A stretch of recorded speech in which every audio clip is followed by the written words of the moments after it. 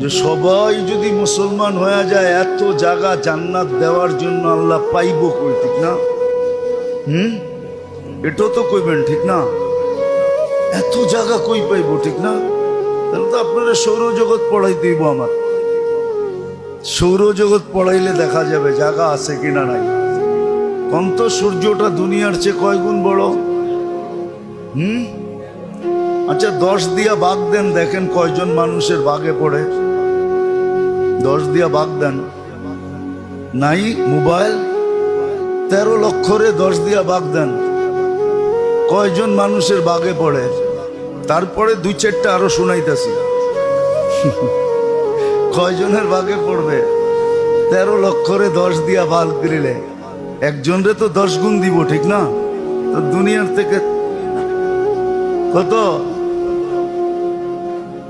1,30,000 মানুষকে দেওয়া যাইব খালি সূর্য।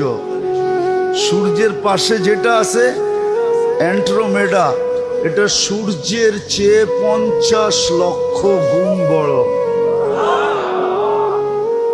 এটার পাশে যেটা আছে ব্যাটেল জেস, এটা সূর্যের চেয়ে 100 কোটি গুণ বড়। আপনি আর আমি এই দুনিয়াটা যেই ছায়াপথে আছে, এটারে বলে সৌরজগতের গ্রাম। গ্রাম যেই ছায়াপথের ভিতরে আমাদের দুনিয়াটা আছে গ্রামে, ওই গ্রামে যেই ছায়াপথটা যেই গ্রামে আছে, ওই গ্রামটা এত বড়, একটা যান্ত্রিক জিনিস যদি সেকেন্ডে 3 লক্ষ কিলোমিটার যায়, তাইলে এই মাথার থেকে ওই মাথায় যাইতে 1 লক্ষ আলোক বৎসর লাগবে। সৌরজগতে আমরা যেই ছায়াপথে আছি, ওটার ভিতরে 30,000 সূর্য আছে। আমরা শুধু একটা দেখি, আমগো দুনিয়া একটা লাগে। আমি বিজ্ঞান পড়াইতে, সৌরজগৎ পড়াইতে আসি না, ইচ্ছা করলে পারি।